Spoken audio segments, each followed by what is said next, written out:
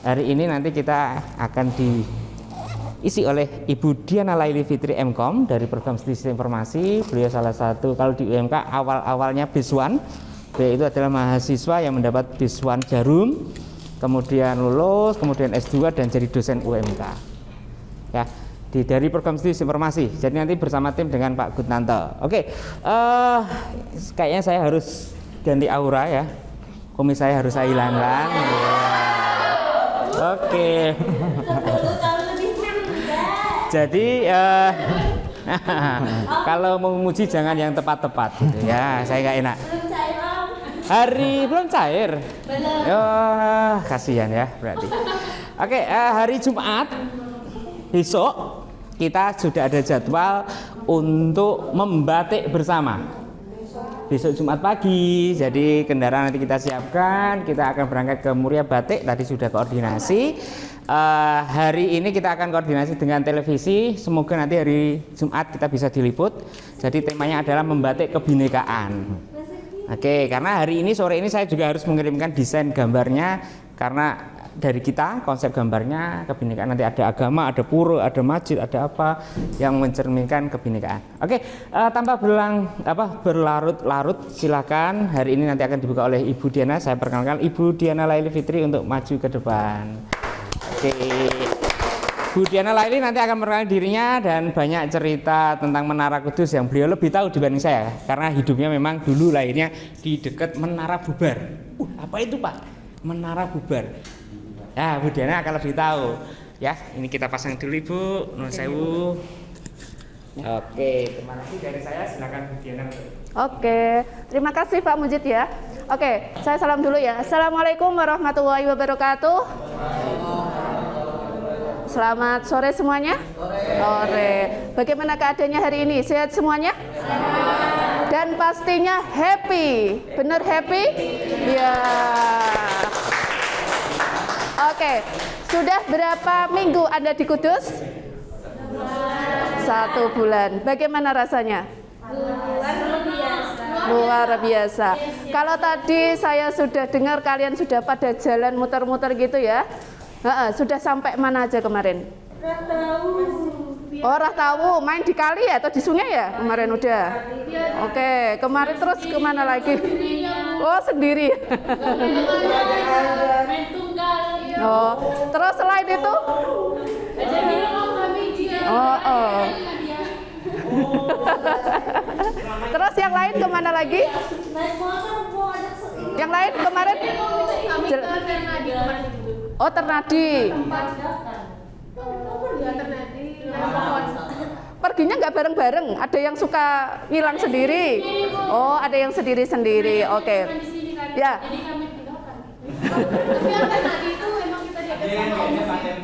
Oh gitu. Oke, sebelumnya saya perkenalkan diri saya dulu ya. Nama saya Diana Laili Fitri, biasa dipanggil dengan Budi alias Bu Diana. Jangan dipanggil dengan Bu Laili. Biasanya kalau keselip atau kecepet-cepet biasanya Bu Lali gitu nanti ya. Gitu.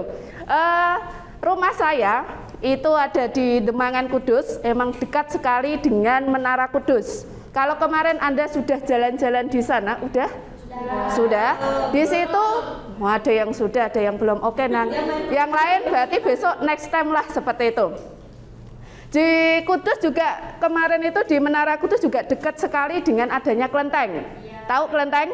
Nah, di kelenteng itu ada jalan masuk ke selatan. Nah, rumah saya dekat situ. Kalau Anda mungkin cari-cari di Google atau YouTube ada Masjid Bubar, ya mungkin belum tahu. Kalau habis ini mungkin nanti di searching Masjid Bubar itu apa gitu ya. Tadi katanya Pak Mujid, itu adalah masjid yang belum jadi. Ya, jadi masjidnya Mbah Sunan tapi yang belum jadi. Kalau dari rumah saya itu ya cuma 2 menit. Ya, jadi misalkan parkiran itu Masjid Bubar, ya sini adalah rumah saya, jadi dekat sekali. Mungkin kapan-kapan nanti Pak Mujid bisa kalau pas ke Menara Kudus bisa muter-muter ke Masjid Bubar juga sekalian aja. Ya, biar bisa sekalian, oke nggak apa-apa. Oke, saya di sini, saya berdiri di sini ini adalah suatu kebanggaan sekali karena saya bisa ketemu dengan Anda semuanya yang dari beberapa daerah. Ya, walaupun saya belum tahu secara detailnya satu persatu, tapi kalau dalam acara seperti ini dari beberapa kampus yang berbeda itu adalah suatu kebanggaan dari diri saya sendiri. Ya, kalau Anda pasti juga lebih bahagia lagi ya, ya bisa main ke Kudus gitu ya.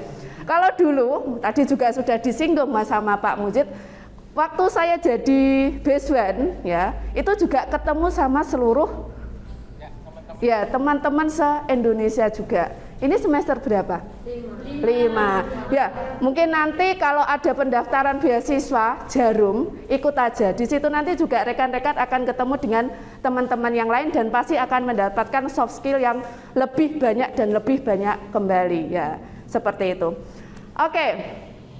Kalau kemarin Anda sudah jalan-jalan ya di Sunan Muria dengan naik ojek gitu ya kemarin ya?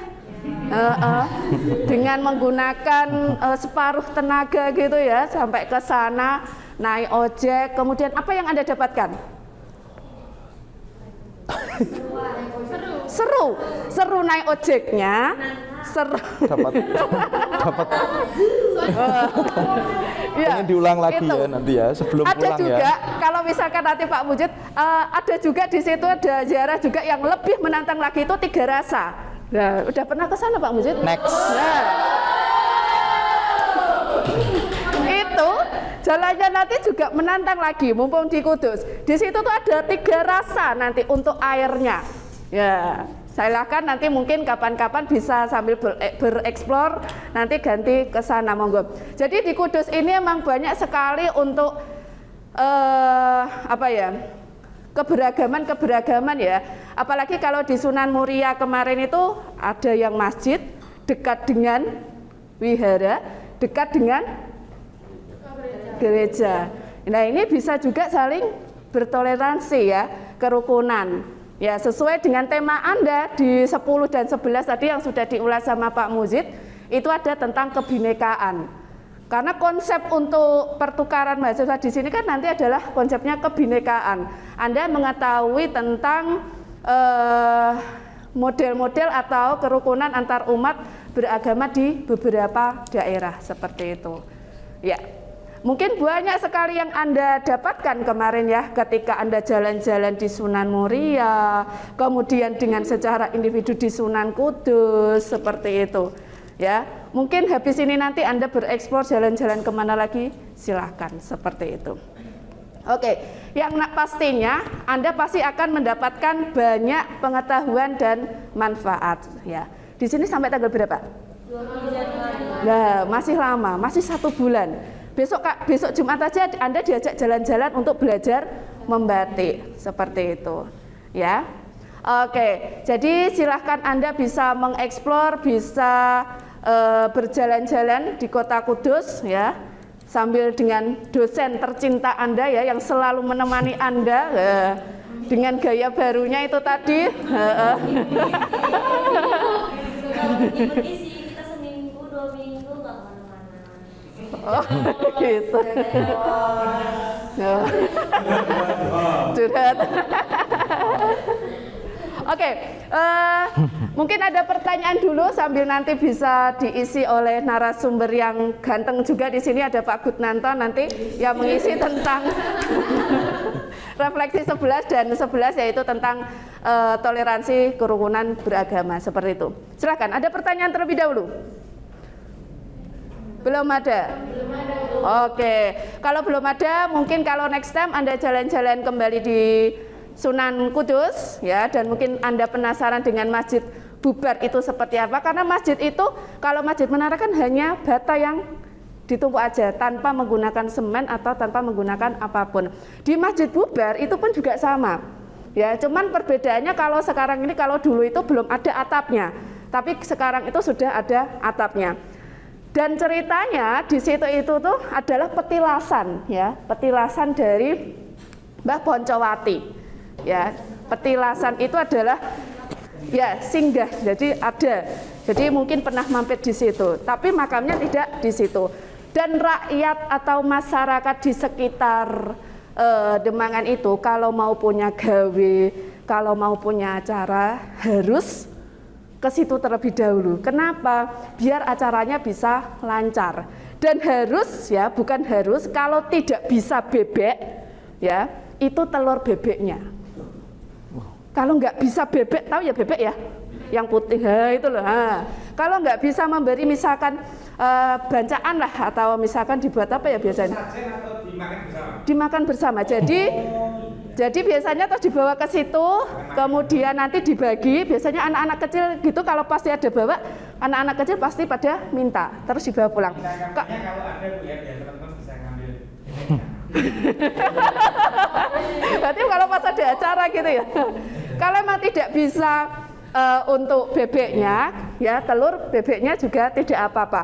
Karena Mbak Sunan Kudus itu bukan langsung semuanya itu harus mewah ya. Semuanya misalkan bebek itu kan harganya masih mahal. Ya diganti dengan telur bebek pun juga tidak apa-apa. Berarti Seperti pelit. itu. Ya, bukannya pelit. Ya. Oke, jadi itu adalah sedikit cerita tentang Masjid Bubar. Jadi setiap warga atau masyarakat yang mau mempunyai hajat atau acara paling tidak istilahnya izinlah seperti itu. Oke, itu adalah sedikit. Oke. Kenapa harus bebek? Ya, kenapa harus bebek? Karena ya di zaman dulu itu Mbah Sunan itu adalah hewan ya yang ada di sekitar Masjid Bubar itu yang sering muncul itu adalah bebek.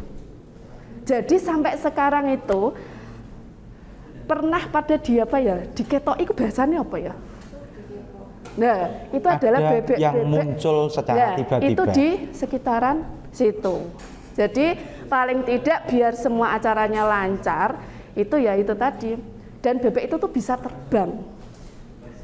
Pernah anak saya itu memang kejadian sendiri, bangun tidur jam 4. Dia di tengah pintu. Langsung tiba-tiba nangis, langsung masuk cari Mbah Kakungnya. Ternyata di depan itu, di depan tembok besar itu, bebeknya itu terbang. Itu emang pernah kejadian. Wow. Dan malam itu jam 9. Wong anak saya itu laki-laki emang namanya gimana ya? Biasanya mutar-mutar gitu ya. Main di situ, emang dilihatin. Mungkin kelihatan iya atau enggak apa saya juga bebek. Emang masuk ke situ. Padahal tidak ada orang yang apa ya, memelihara bebek di situ.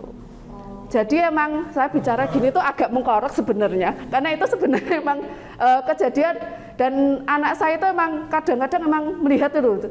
Jadi kok bebek kok bisa terbang seperti itu.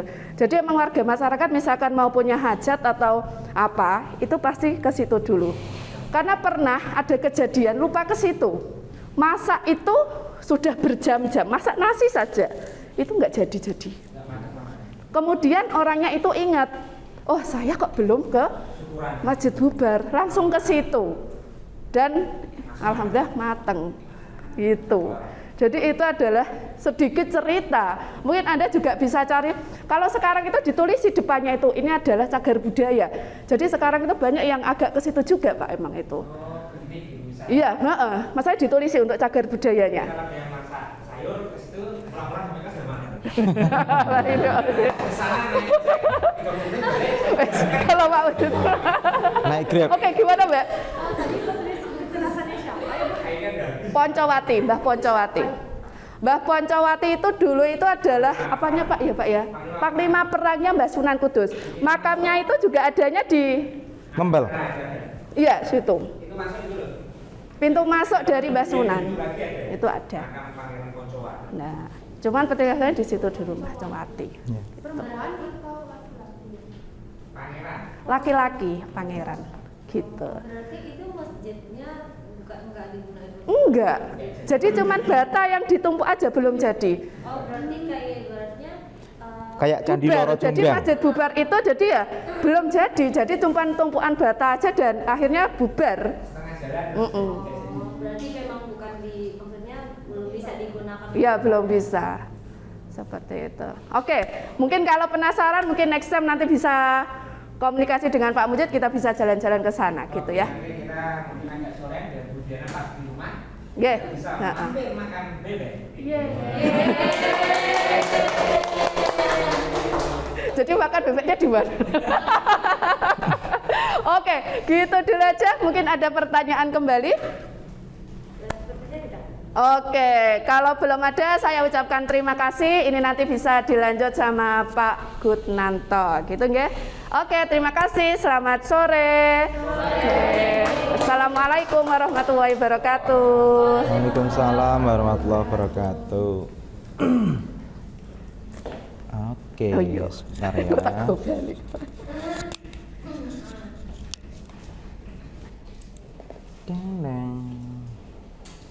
Nah, seperti biasa, karena tugasnya Abi harus menyampaikan ini, sebentar ya.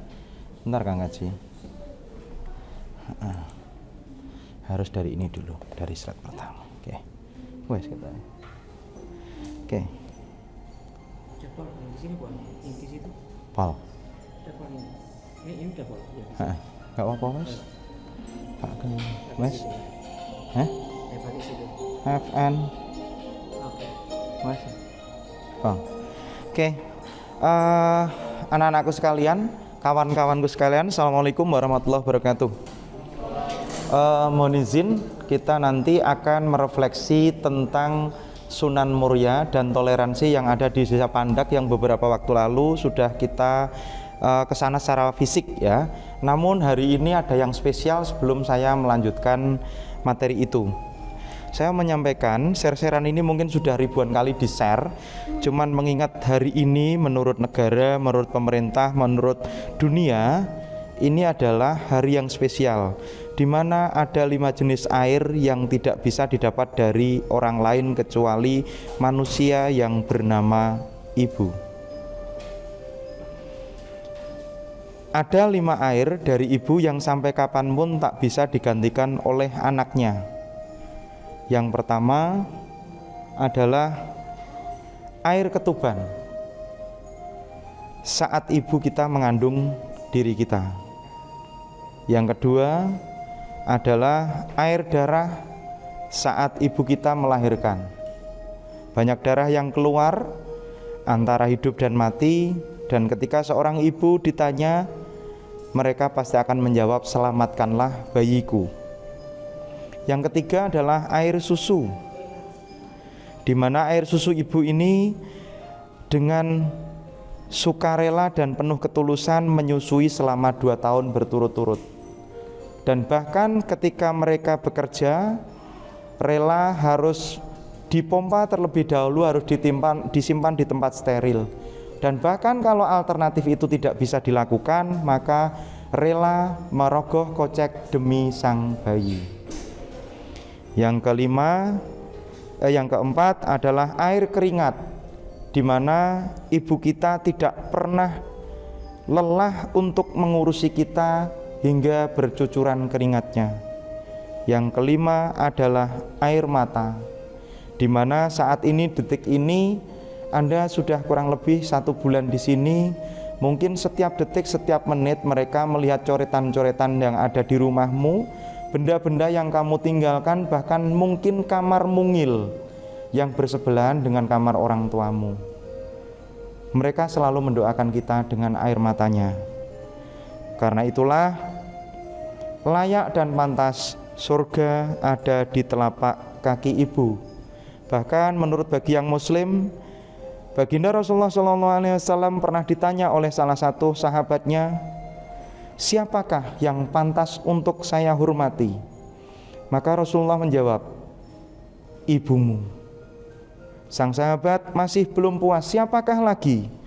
Rasulullah juga menjawab, ibumu. Sampai yang ketiga kali Rasulullah juga masih menjawab, ibumu. Baru yang keempat, baru bapakmu. Anak-anakku sekalian, betapa tinggi dan mulianya kedudukan seorang ibu. Bahkan sampai kapanpun kita tidak akan pernah bisa membalas pengorbanannya.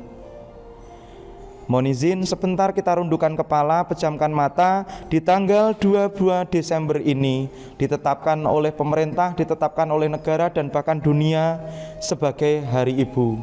Maka dari itu mohon izin untuk Mbak Tessa, lepaskan dulu HP-nya, karena kamu juga calon ibu yang akan mengalami apa yang saya sebutkan tadi. Silahkan izinkan pejamkan mata, kita berdoa bersama-sama agar Tuhan memberkati, Tuhan meridhoi, Tuhan mengizinkan kita menjadi orang tua berikutnya sebagai seorang ibu, karena sebagian besar yang ada di ruangan ini adalah seorang ibu. Setuju? Setuju. Silakan disesuaikan dengan agama dan keyakinannya masing-masing.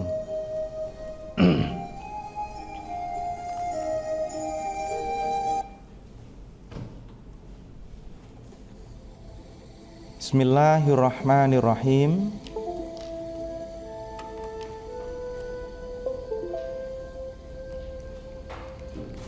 Allah Subhanahu wa taala berfirman dalam hadis qudsi yang artinya, barang siapa berdoa dan memohon kepadaku di waktu dia senang atau bahagia, maka aku angkat mengabulkan doanya di waktu dia dalam kesulitan. Dan barang siapa memohon, maka aku kabulkan. Dan barang siapa rendah diri kepadaku, maka aku angkat derajatnya. Dan barang siapa memohon kepadaku dengan rendah diri, maka aku merahmatinya. Dan barang siapa memohon pengampunanku, maka aku ampuni dosa-dosanya.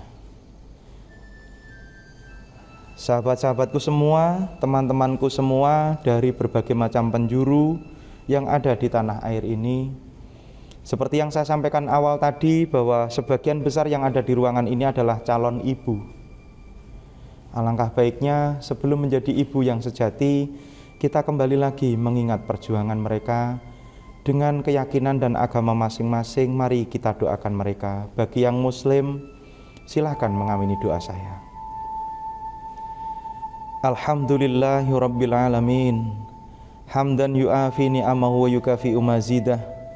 Ya Rabbana lakal hamdu kama yanbaghi li jalali wajhikal karimi wa li'adhimi sultanik. Allahumma salli wa sallim ala sayyidil mursalin wa ala alihi wa ashabihi ajma'in. Allahumma ighfir lana wa li ikhwanina alladhina sabaquna bil iman wa la taj'al fi qulubina ghillal lil ladzina amanu innaka ra'ufur rahim. Ya Allah, ya Rabb kami, bila tidak karena apa yang tidak kami ketahui tentang urusan kami, tentulah kami tidak mengeluh atas segala kehinaan kami. Kami hanyalah hamba-hamba-Mu yang lemah, ya Allah, ya Rabb, ya Tuhan kami. Kemana kami dapat bersandar kecuali kepadamu? Kepada siapa kami gantungkan harapan selain kepadamu? Kami mengakui banyaknya limpahan rahmat dan kasih sayang-Mu. Kami pun mengakui banyaknya kesalahan dan dosa kami. Bila bukan karena banyaknya dosa kami, tentulah kami tidak menghibah memohon ampun kepadamu. Ya Allah, ya Rabb, ya Tuhan kami, Tuhan semesta alam, bila amat kecil ketaatan kami kepadamu, maka pengharapan kami atas rahmat-Mu amatlah besar. Bagaimana kami bisa kembali dengan rasa kecewa tidak mendapatkan anugerah-Mu, sedangkan kami masih berharap atas kepemurahan-Mu. Bila dosa-dosa kami mengecilkan harapan atas kepemurahan-Mu, besarnya keyakinan kami terhadap kepemurahan-Mu lah yang membesarkan hati kami. Kami masih berbaik sangka dan penuh harap atas kepemurahan-Mu. Kami bukanlah orang-orang yang berputus asa untuk mendapatkan rahmat-Mu. Karena itu ya Allah, janganlah Engkau kecewakan kami yang ada di dalam ruangan ini.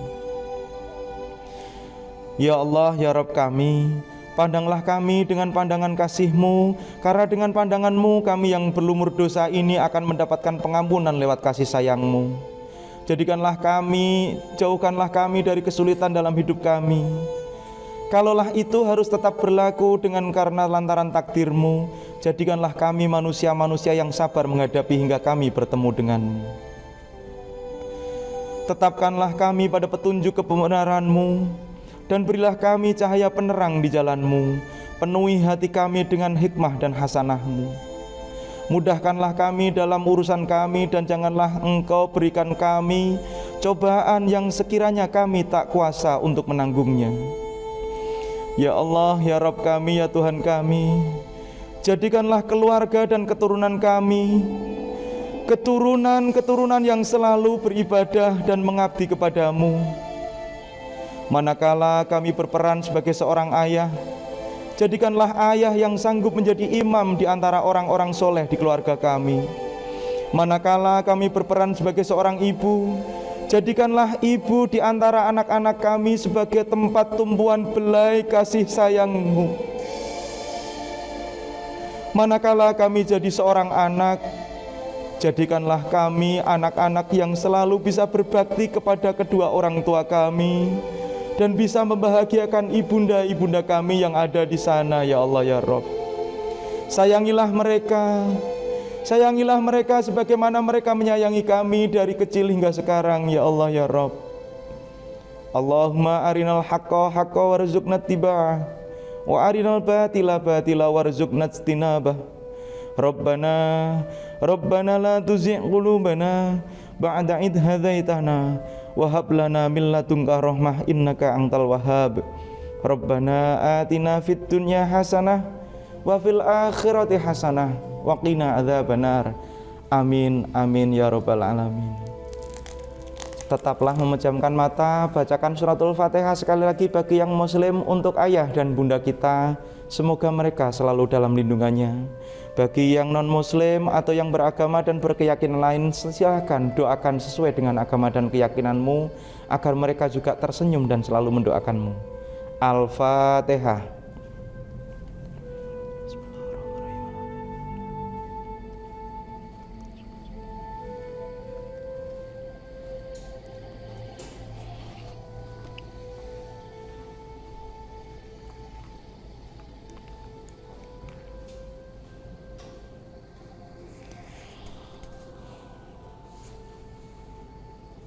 Amin, amin ya rabbal alamin. Oke.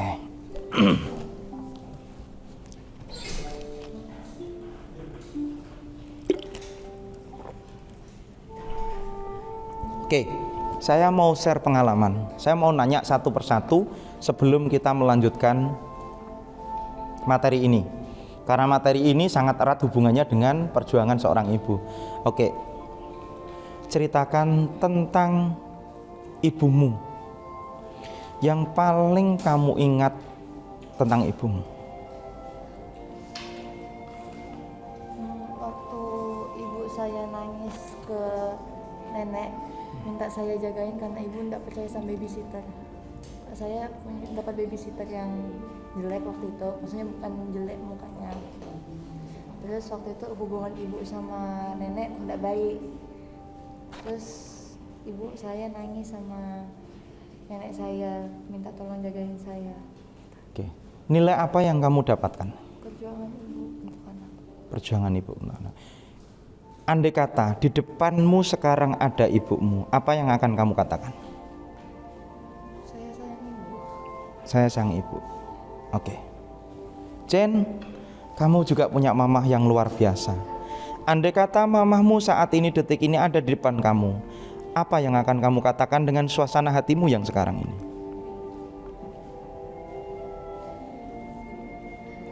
Aduh, aku gak bisa diginiin. Karena kamu juga calon ibu, calon mamah. Next dulu. Next, oke. Mutia.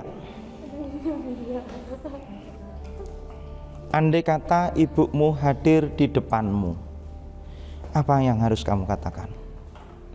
Satu kata. Satu kata aja. Dua kata boleh. Boleh. Makasih dan maaf. Oke. Makasih dan maaf. Oke. Yuk. Ketika ada mamahmu di depanmu, apa yang akan kamu katakan? Saya mau mengatakan ke ibu saya terima kasih sudah mau merawat saya dan maaf saya belum bisa membahagiakan ibu saya. Oke. Yuk. Apa yang akan kamu katakan? 1-2 kata. Yang pertama rindu. Rindu. Oke. Oke. Kedua sayang. Rindu dan sayang. Oke, Tessa. Apa yang akan kamu katakan terhadap mamahmu yang jauh di Medan sana, yang sekarang mungkin sedang di ladang berjuang untukmu?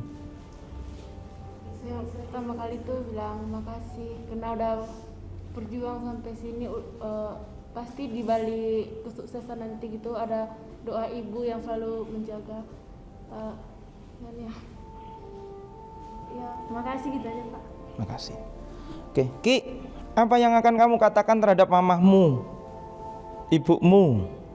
Bersabar dan bahagialah. Bersabar dan bahagialah. Kata-kata sayang untuk dia, apa yang akan kamu ucapkan dari lisanmu sebagai ucapan sayang dari anak ke orang tua? Ya, aku sayang mama. Sayang mama. Oke. Yuk, Im. Apa yang akan kamu katakan?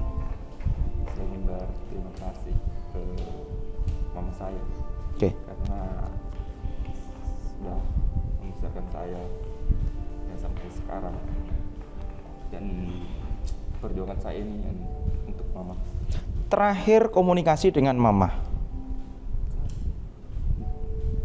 Lupa. sudah beberapa hari? Seminggu lah, mungkin. Tega kamu sampai seminggu? Setiap dia sendiri yang bilang setiap malam minggu. Setiap malam. Iya, setiap malam minggu nanti. Oke, ini Mama telepon. Rabu, Kamis, Jumat, Sabtu, Ahad. Iya, malam. Masih lama. Ya. Oke. Apa yang akan kamu katakan, Sarah? Maaf belum bisa jadi. Oke. Apa yang akan kamu katakan? Terima kasih sudah menjadi ibu yang terbaik bagi kami. Habis itu maaf masih nggak bisa membahagiakan. Yang akan kamu katakan untuk mamamu?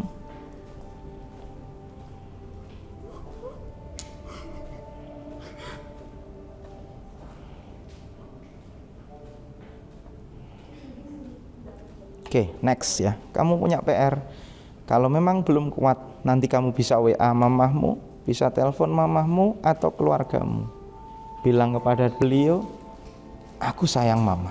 Ya. Apa yang akan kamu katakan? Terima kasih Mama buat semua pengorbanan yang Mama sudah berikan buat Rara. Semoga Mama panjang umur supaya bisa lihat Rara sukses. Oke. Sama. Sekarang kembali ke saya semua. Lihat saya semua. Abi, Pak Gut juga punya orang tua.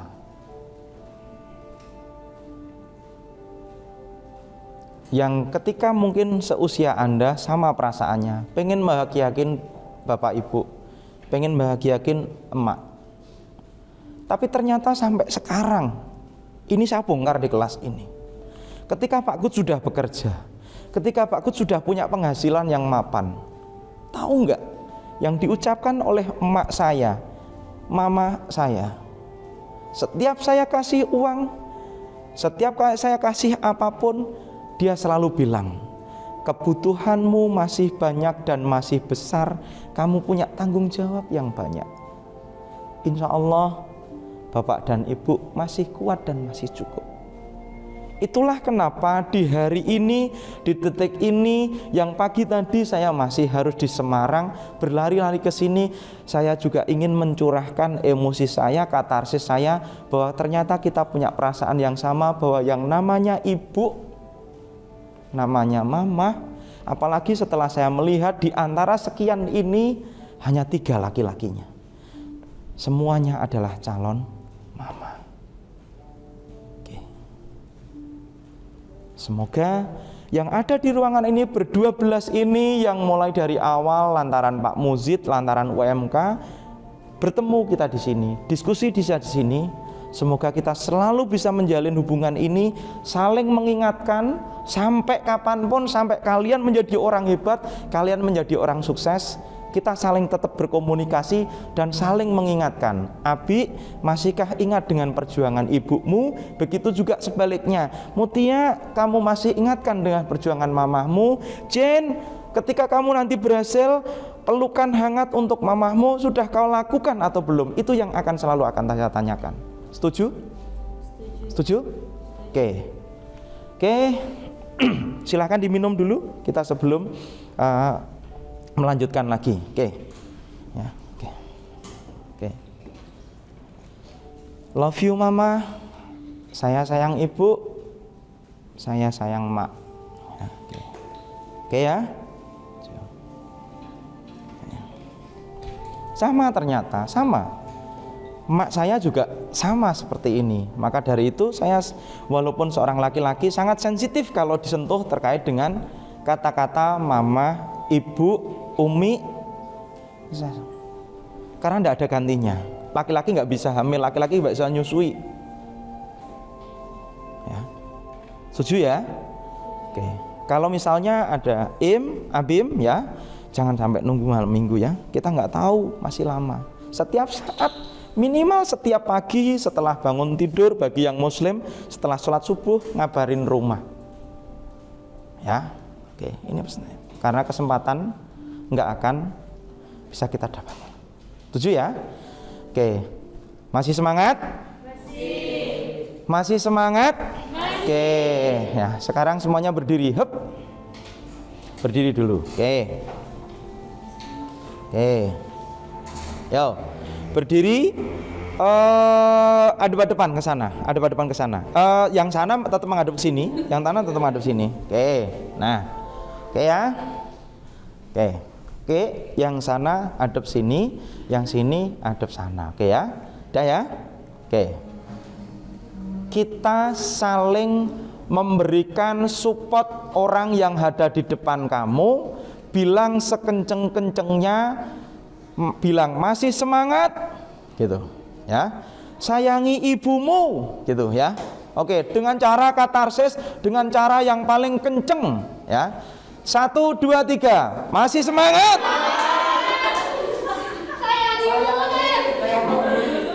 Ya, oke.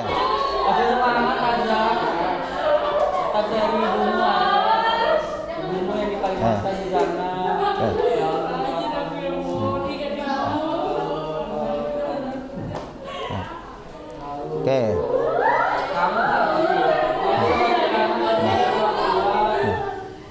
Oke. Oke, sudah? Oke, kembali. Kembali yuk. Oke. Yuk kembali ke sini ya. Kalian sudah janji loh ya. Kalian ber-12 ini adalah satu keluarga yang lahir dari rahim berbeda, tapi dari sisi usia, dari sisi tujuan sama. Setuju ya? Saling mengingatkan ya. Oke.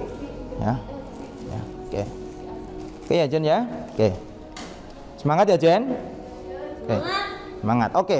Sampai detik ini, sampai hari ini Anda ber-12 masih bertahan di sini semuanya demi orang tua. Setuju ya? Oke, bismillahirrahmanirrahim. Kita akan mulai lanjutkan ya. Nah, oke. Ada desa kecil di bawah bukit di atas gunung. Namanya Desa Pandak. Yang beberapa waktu yang lalu kalian sampai sana. Betul ya?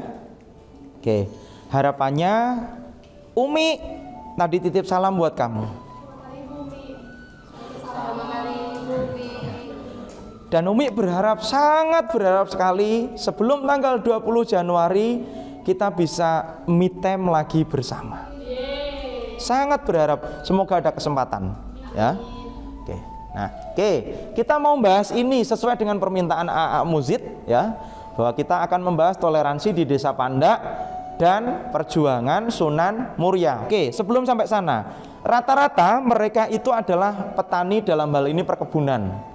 Ada juga sebagian yang karyawan yang memilih untuk keluar dari zona Pandak sebagai bekerja di kota, kalau malam pulang. Sebagian besar juga lagi pedagang dan juga ada pegawai. Tapi ini lebih sedikit. Nah, oke, Desa Pandak ya. Yang kemarin kamu datengin itu banyak orang yang berjualan buah parijoto. Yang kemarin kebetulan sempat kita cicipi. Ya. Gimana? Oh ya, oke, enggak apa-apa. Oke ya, ini parijoto ya.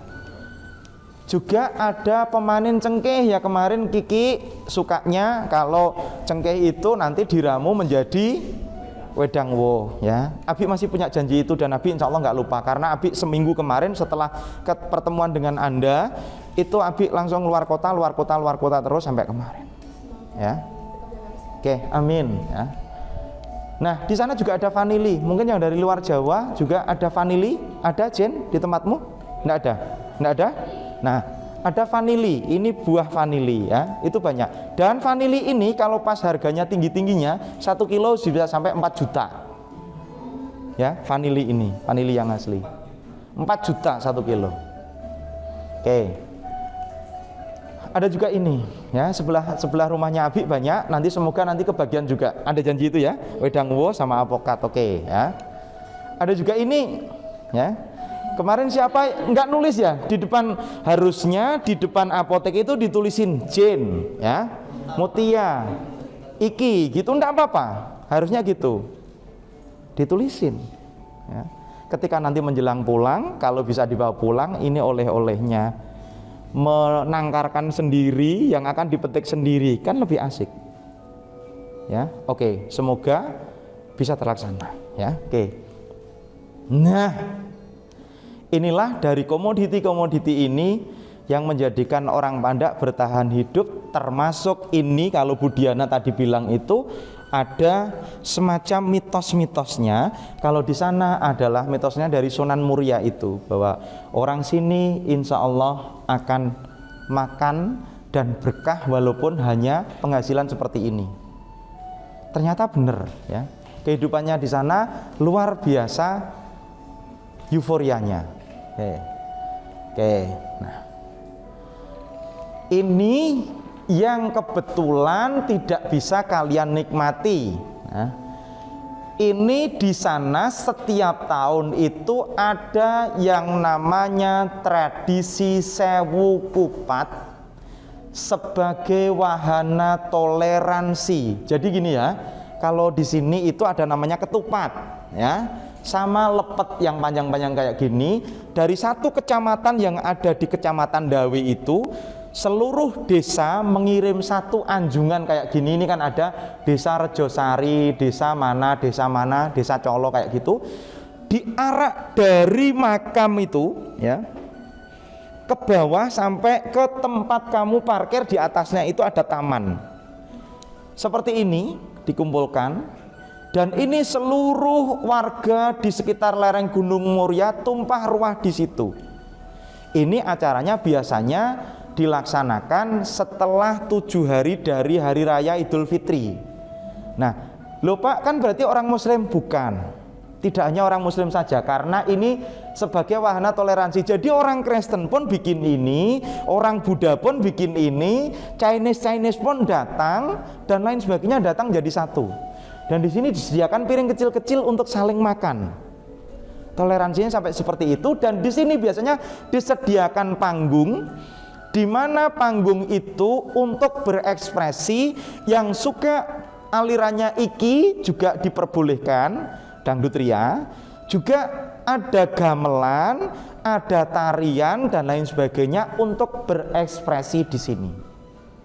Ya, asik ya. Sambil makan, ada opornya, ada ketupatnya. Semoga nanti hari raya bisa kesini lagi. Amin ya. Tapi kelihatannya biaya sendiri ya nanti. Demi sebuah kupat ya. Ya paling enggak nanti akan saya bikinkan virtual ya. Halo Jen, saya sedang bawa opor Jen gitu ya. Oke ya. Atau halo Tessa gitu ya. Ini di sini ini. Nah, inilah value toleransi yang dilakukan, yang diajarkan oleh Sunan Muria. Nah, sekarang kita kupas dulu. Kupat ya. Kalau bahasa Jawanya itu memfilosofiskan ngaku lepat, mengakui kesalahan, sehingga pesta sewu kupat ini di Colo itu sebagai wahana toleransi selama 1 tahun antara orang Muslim, orang Buddha, orang Kristen itu kan sering berkomunikasi, sering bersendoguro, sering bertemu, sering bercengkrama. Bisa jadi dalam proses perjalanan itu ada yang merasa tersinggung, ada yang merasa tersakiti, ada yang menyakiti. Maka di hari itu simbolnya adalah kupat, ngaku lepat. mengakui kesalahan, saling sama-sama ya. Ada piringnya, maaf ya Ki, mungkin selama ini pernah, oh enak banget gitu. Kalau Kiki mungkin beda ya, bawa tas yang besar, iya sama maafkan gitu ya, masukin semua ya, keren itu. Satu anjungan besar ini Ki, diarak gitu ya. Lepet, yang kedua ada lepetnya, lepet. Ya, lepet juga memfilosofiskan lepet luput ya. Salah ya di situ. Itu dikemas dari ketan ya. Tahu pernah makan lepet? Oke. PR-nya untuk AA Muzid berarti membuatkan kupat lepet ya sebagai wahana toleransi ya. Kupat, lepet dan opor ya. Ya. Gitu ya. Oke ya. Oke. Oke, kalau kecolo berarti tidak hanya makan, kalau kecolo tidak hanya makan pecel pakis lagi saja, tapi makan opor sama kupat lepet. Oke ya, setuju ya. Oke, inilah wahana toleransi yang ada di sana. Ya, luar biasa ya, disimbolkan, difilosofiskan dengan sebuah makanan dan dikemas dalam bentuk tradisi dan budaya. Luar biasa ya. Oke. Tapi pelaksanaannya hanya setahun sekali kebetulan. Oke. Nah, oke, saya mau nanya.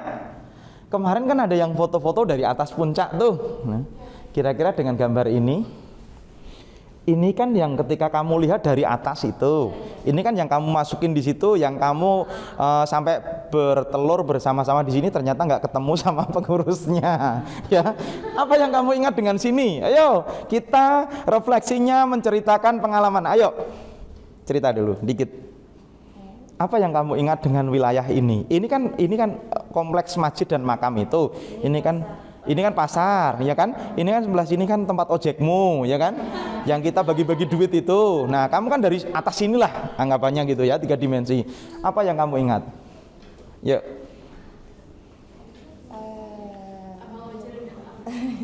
Hah? Abang ojek yang? Lo nggak apa-apa.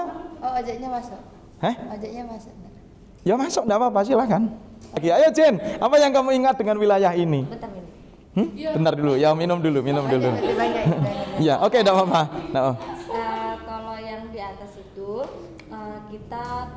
saya sebagai umat non muslim itu saya sampai maksudnya bisa ngerti orang ziarah makam Sunan Muria itu seperti apa dan seluar biasa apa di dalam sana. Habis itu pas turun yang berikutnya kan itu ada bazar kayak pasar tempat ini. Nah, memang seperti yang diomongin pada pertemuan pas kita pertama naik itu dikasih tahu sama Pak Gut kalau misalnya memang masyarakat di sana apa aja itu bisa jadi uang.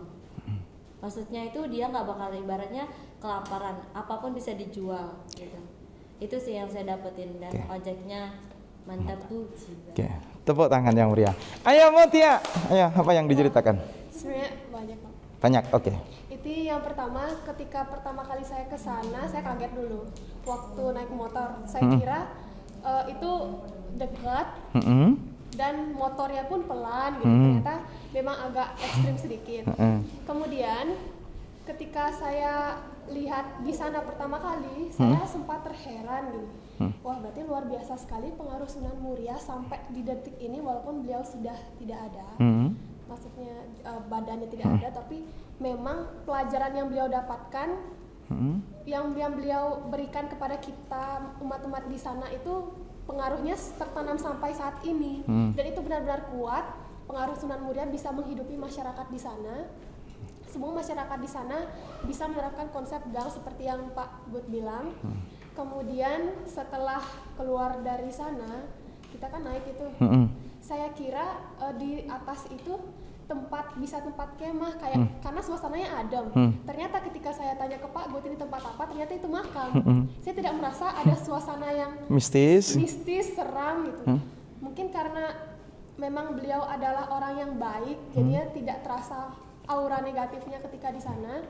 Kemudian setelah keluar dari sana, pedagang-pedagang itu saya lihat yang berjualan memang bagus sih menerapkan konsep itu. Oke, luar biasa. Oke, ayo Im. Abim. Yang saya ingat ini tentang adrenalin ojeknya ini. Adrenalin ojeknya, oke. Saya pikir ini si tukang ojek ini mungkin banyak nyawanya. Banyak nyawanya. Oke, banyak nyawanya. Oke. Kan jalan begitu kayak melekuk gitu, sampingnya jurang kan, malah kita di bawah itu kayak kalau bahasa kami itu kayak ikan mati. Keren. Kalau ikan mati di bawah kan.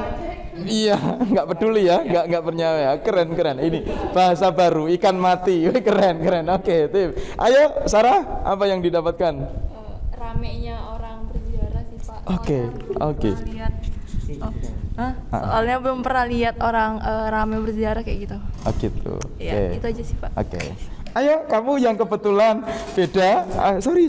Ya Allah, sorry. Oke, yuk. Apa ini akuannya? Yang paling berkesan sih itu ya tukang ojeknya itu. Tukang ojeknya. Soalnya baru pertama kali sih naik ojek yang se-ekstrim itu ya. Oke. Dan menjadi pengalaman seumur hidup ya. Oke. Kalau kamu? Saya bersama dengan yang lain yaitu ojeknya seru.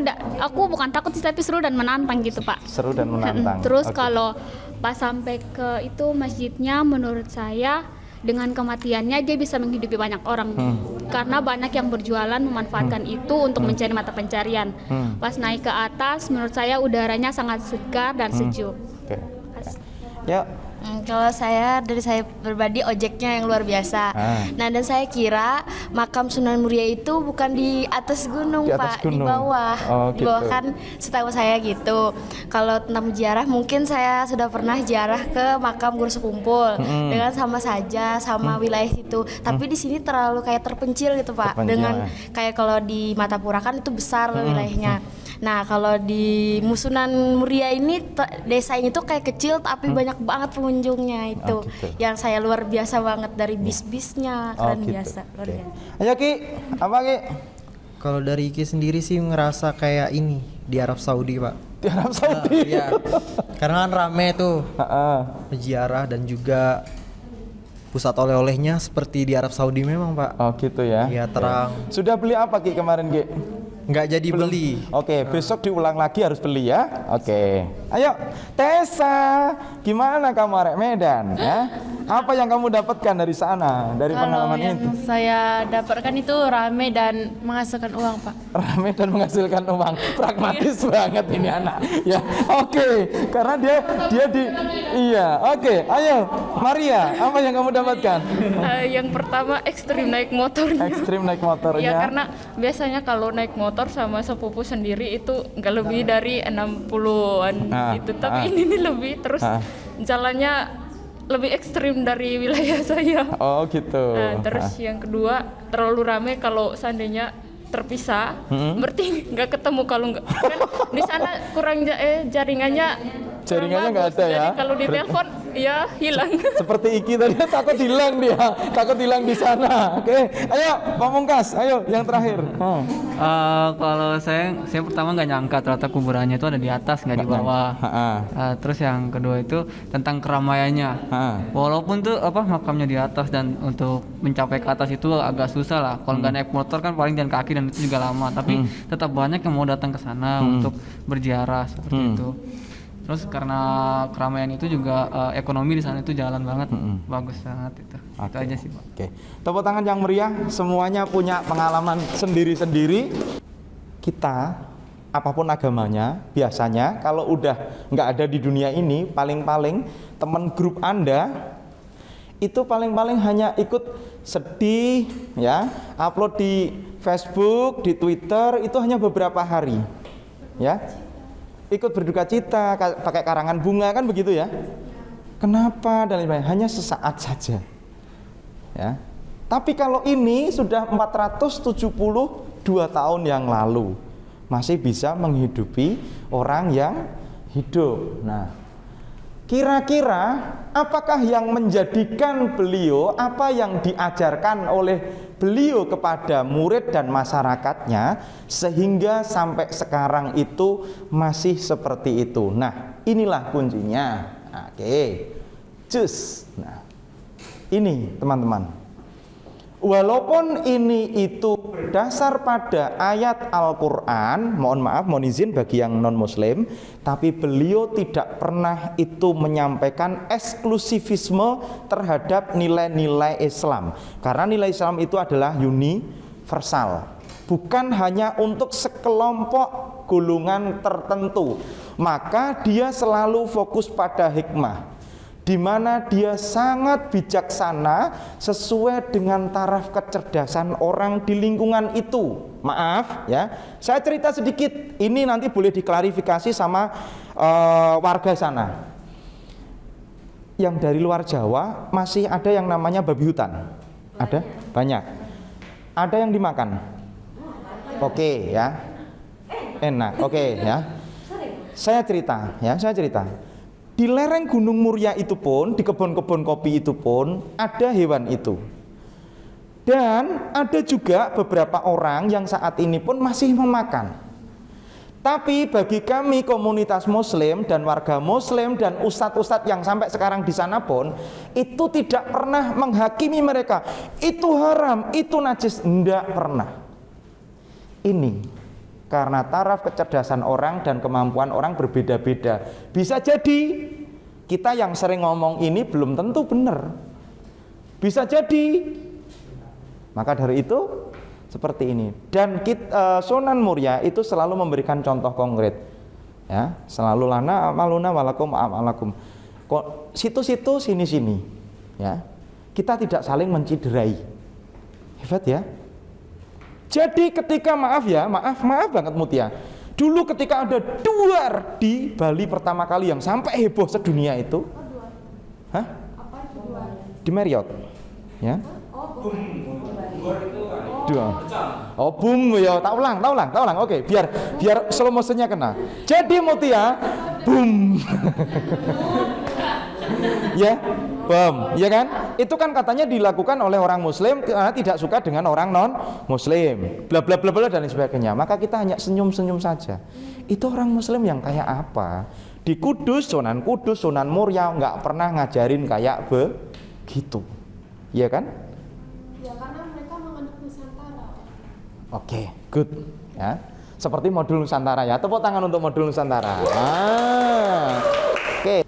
Ini adalah ajaran yang ya, kalau tadi memang beliaunya dasarnya memang murni Quran, cuman karena di situ sudah ada budaya yang lebih dulu ya, yang dilakukan oleh raja-raja Jawa terlebih dahulu sebelum Islam datang. Itu yang pertama adalah ini, yang dilakukan itu dengan cara pambukaning toto malike ing betah Muharram. Yaitu ini, ajarannya itu ini 1, 2, 3, 4 ya. Ora kena dahar iwa ati, artinya tidak boleh mangan ati, tidak boleh makan hati. Tapi ini bukan berarti kalau ada hati ayam, hati bebek, hati kambing itu tidak boleh dimakan, enggak. Tapi jauh lebih dari itu, tidak boleh makan hati, membikin sakit hati orang. Ini prinsipnya. Keren ya. Yang kedua, ora kena dahar iwak jeruan. Artinya itu juga tidak boleh memakan iwak jeruan, itu berarti ya hati dan kawan-kawannya itu. Jadi kalau kita itu disentuh, disakiti hati kita, itu kan sangat ya, itu tidak boleh sama sekali. Jadi ya aman-aman saja sampai sekarang pun ya. Ora kena ngarani angen-angen. Jadi di sana filosofisnya yang diajarkan Sunan Muria itu, walaupun penuh dengan gemerlap dunia yang sekarang ini, nggak boleh gini. Wah, andai kata ini hari ini saya dapat 2 juta ngojek, nanti berarti saya harus gini-gini. Enggak. Ya sudah, kadang itu ya ojek pas kalau rame itu yang ojek saja. Itu ya luar biasa hasilnya. Tapi kalau ternyata besok itu enggak ada orang ojek sama sekali, ya enggak apa-apa. Ini loh, tidak boleh terlalu besar angan-angan. Selanjutnya, ora kena ngarani jinem. Harapannya yang tidak mungkin tercapai tetapi sangat menyenangkan. Ini lebih filosofis lagi, yaitu hal-hal yang dilarang agama. Intinya itu, ya, itu tidak boleh dilakukan. Contoh yaitu molimo, kalau bahasa sini apa molimo? Maling, Apa? Maling, terus memeras. Apa Pak AA Mujid mau 5? Maling, madon itu berzina dengan yang bukan suami istri, itu madon. Hah? Madon. Medok kasar. Oke, terus mabuk, mateni itu enggak boleh. Jadi makanya dari dulu ketika berjuang itu enggak saling perang atau enggaklah saling membunuh. Jadi kalau sekarang ada saling bunuh itu kok lucu ya. Oke, nih ya. Oke, saya lanjutkan. Nah, inilah dimensi spiritual yang merupakan nilai-nilai kebajikan dan nilai-nilai penataan hati yang diajarkan Sunan Muria pertama kali kepada warga. Yang kedua sekarang, penghayatan terhadap hakikat esa, apapun agamanya, ini pasti mengajarkan. Ya, amalan wirid kalau kita itu pasti berdoa dengan wirid. Kalau misalnya non Muslim pasti dengan apa? Kita itu biasanya mungkin semedi ataupun mungkin dengan apa? Meditasi. Oke, kalau mutia dengan membaca doa-doa tertentu, itu wirid ya. Kalau di Muslim ya, kalau Tesa mah nggak usah ditanya. Tesa itu kan alirannya yang pokoknya suka-suka ye gitu ya. Nggak apa-apa ya saya. Kan kita menghargai perbedaan itu pilihan Tesa ya. Dan intinya adalah ketaatan kepada Tuhan ya. Ini hakikat itu yang ditanamkan setelah tadi pertama itu ya, hal-hal yang umum dulu, yang sosial dulu ditata. Setelah itu baru dia menata. Ini loh ada ajaran bagus, kalau mau ikutin monggo, ndak juga ndak apa-apa. Keren kan? Oke.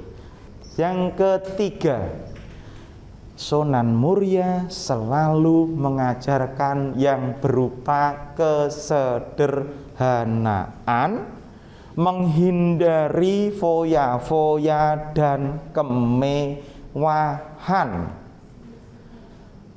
Dia walaupun anak raja berdasarkan pada sejarah-sejarah terdahulu secara tutur lisan, tapi dia lebih menghindar, mencari tempat sepi, berdakwah di pelosok dan pedesaan.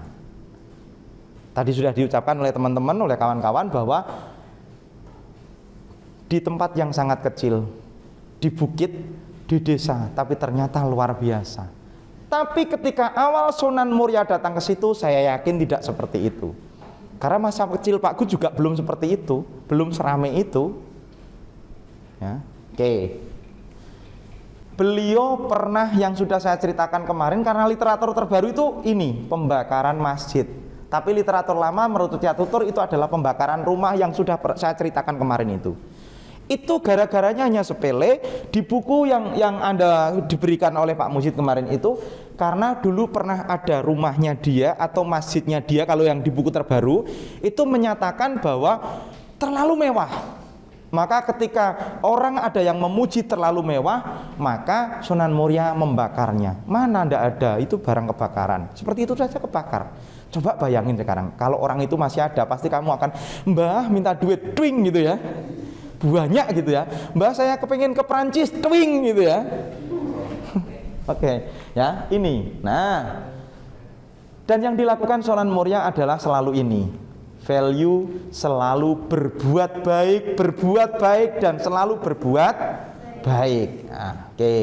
Selanjutnya, ya ini teman-teman, Sunan Muria selalu mengajarkan kedermawanan terhadap keluarganya, terhadap anak didiknya, terhadap warga dan sekitar. Suka memberi. Ya, kedermawannya dengan filosofis ini, pager mangkok. Ya. Maksudnya di sini bukan rumahnya itu dipagerin sama mangkok yang banyak, bukan, ya. Tapi pagar mangkok di sini kalau dalam ilmu psikologi adalah pagar sosial. Jadi rumah nggak perlu ada pagarnya kenceng-kenceng, tapi kalau orangnya itu suka memberi, ya, mengasih ke orang tanpa ada tendensius apa-apa, maka ketika orang itu tidak ada di rumah pun, rumah akan aman dan selalu terjaga. Itu kedermawanannya Sunan Muria. Itu dengan filosofis pager mangkok. Nah, sampai di sini saya bertanya, di antara ke-12 ini yang pernah mempraktekkan pager mangkok ini siapa kira-kira? Kalau belum, saya mau mempraktekkan. Mutia coba ke depan. Kita praktek pager mangkok, ya. Kita praktek pager mangkok sama Jen. Yo, nggak apa-apa. Kan ini gini ya ceritanya, non muslim ya, pager mangkok. Oke, kita akan mempraktekkan pager mangkok. Jeng jeng jeng, silakan dibagi. Itu bumbunya di situ. Nah, yang satu pegang bumbu. Nah, dibagi dulu enggak apa-apa, ya. Makasih banyak. Oke, ya enggak apa-apa, ayo. Nah, dibagi dulu. Hah? Daging apa? Daging apa? Oh, bukan yang kayak kemarin itu.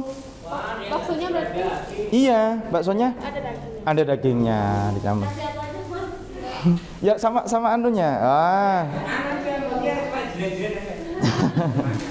Oke, ya. Nanti dipakai bekal pulang, dibawa pulang ya. Oke. Ini teman-teman sedang praktek pager mangkok ya. Nah, sama-sama. Makasih juga dong dengan yang memberikan. Ah, gitu. Nah, gitu. Ini kan gitu. Nah.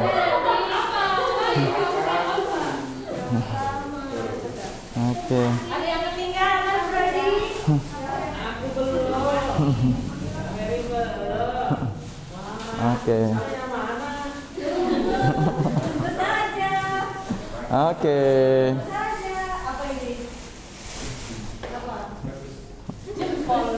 Lah ini Jen belum ada sambelnya loh. Jen. Ini sisanya juga dibagikan lagi, nanti berbagi. Caranya biar adil, nanti dibuka dibagi satu lagi kan gitu. Tapi nanti aja baginya ya. Yang penting sekarang sudah praktek pager mangkok ya. Oke. Nah, tepuk tangan untuk anak-anakku yang hebat ini ya. Oke. Nah, begini, maksudnya konsepnya ini, walaupun sepele seperti ini, itulah juga yang dilakukan oleh Sunan Muria ketika memberi itu. Beliau nggak mikir, itu kelompok saya nggak, itu saudara saya enggak dia. Ya mana yang ada di situ yang bisa dimintai bantuan, ya kita berbagi kayak gini. Termasuk kemarin yang diceritakan oleh salah satu pengurus di vihara itu kan Anda sudah tahu, bagaimana bergotong royong, ya, saling membantu, saling mengangkat, orang muslim pun ikut membantu. Bukan malah menghindar pergi. Keren ya? Oke, begitu juga dengan ketika makanan seperti ini. Ada hajatan apapun yang non muslim juga diundang. Begitu juga nanti ketika orang non muslim itu melakukan hajatan, kita pun diundang, kita pun datang gitu loh. Ya. Oke, ya.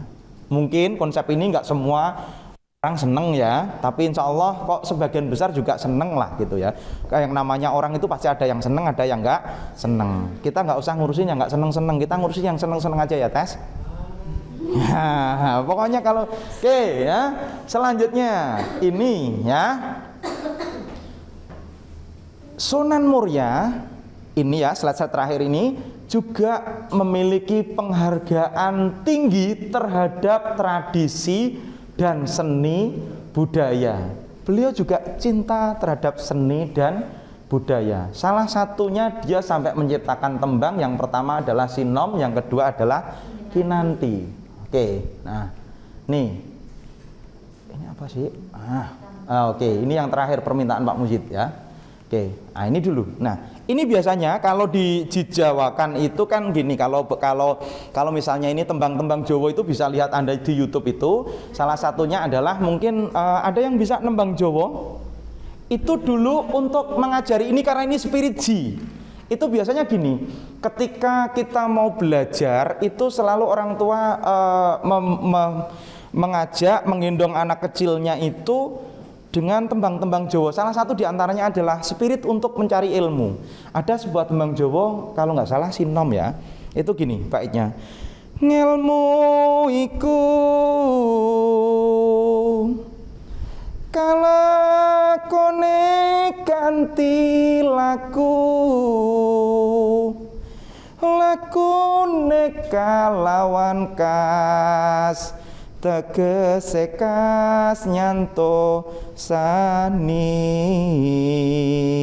setya budya pangekesing durangkara.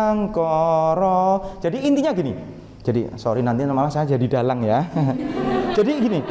Intinya ketika Sunan Muria itu mengajari kepada anaknya, kepada santrinya bahwa orang mencari ilmu iku ya. Ilmu itu kalakone kanthi laku.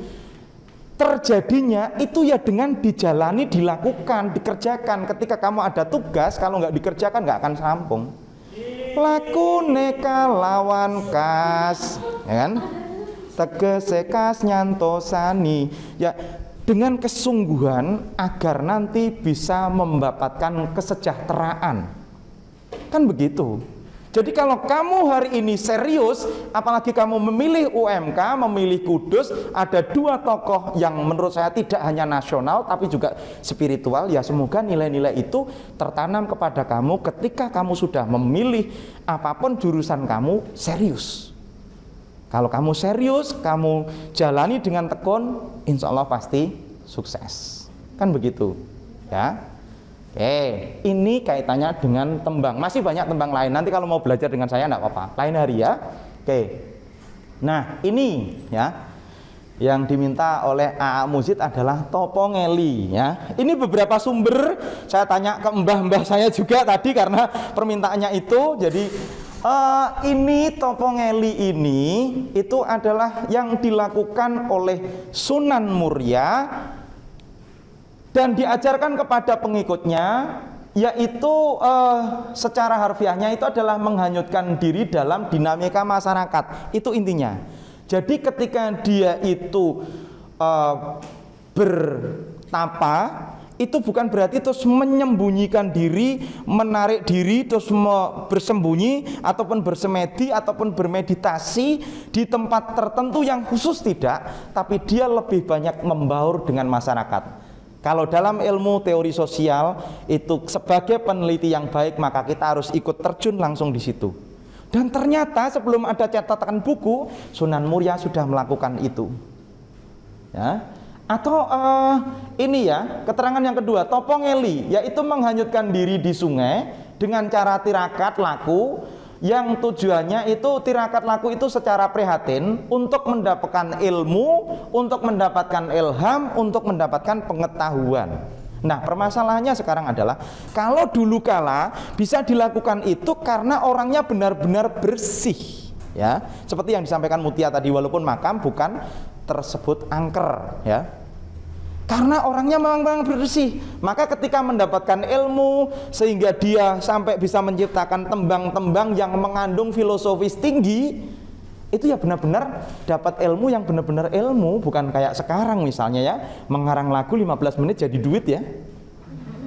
Tapi setelah itu kan hilang lagi gitu loh, karena tidak ada makna yang terkandung di dalamnya. Oke ya. Yang kedua, topongeli di sini diartikan sebagai sikap diri untuk menerima segala takdir kehidupan. Jadi kita pasrah, tapi bukan pasrah terus, lu kata Abi Gurnanto kan suruh pasrah, ya sudah saya pasrah, nanti pasti akan ada gedebuk. Enggak.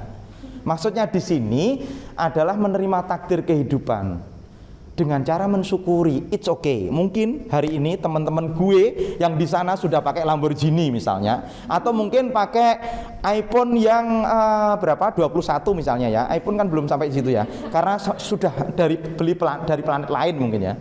Jadi kita akhirnya menjadi orang-orang yang tidak menerima takdir. Kita selalu nggak ada rasa syukurnya. Itu nggak boleh. Nah, kalau Sunan Muria itu mengajarkan kepada kita semua untuk topongeli berupa sikap diri untuk menerima segala takdir yang diberikan dari Tuhan. Karena kita nggak bisa milih jin, milih jadi anaknya Bu Jokowi, nggak bisa, ya kan? Karena kita ya bukan lah ya, jangan belum tentu ya. Atau Mutia milih jadi anaknya Raffi Ahmad, gak bisa gitu loh ya. Karena kita selalu akan berkaitan erat apapun agamanya itu dengan takdir kehidupan. Ya sudah, kita syukuri sekarang ini. Nah, oke. Nah, gini ya, maaf ya, bener ya, nggak apa-apa. Kenapa saya mencari instrumen ini? Ada sejarahnya juga dengan kata-kata ini.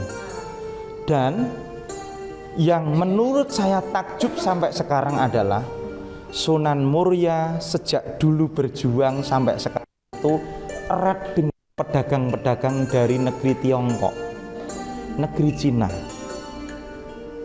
Toleransinya sangat luar biasa. Ada sejarah kuno yang menyebutkan bahwa dulu Muria itu merupakan selat juga, lautan. Kapalnya Cheng Ho itu tumpah di situ. Ada cerita kuno yang mengatakan sehingga semua rempah-rempah tumpah di situ. Maka di sana tumbuhlah semua rempah-rempah termasuk yang Anda nikmati bagian dari wedang uwuh itu. Ada vanili, ada kencur, ada cengkeh, semuanya tumbuh. Dan dari situ sesepuh-sesepuh orang Cina itu juga percaya bahwa tokoh toleransi yang luar biasa adalah Raden Umar Said.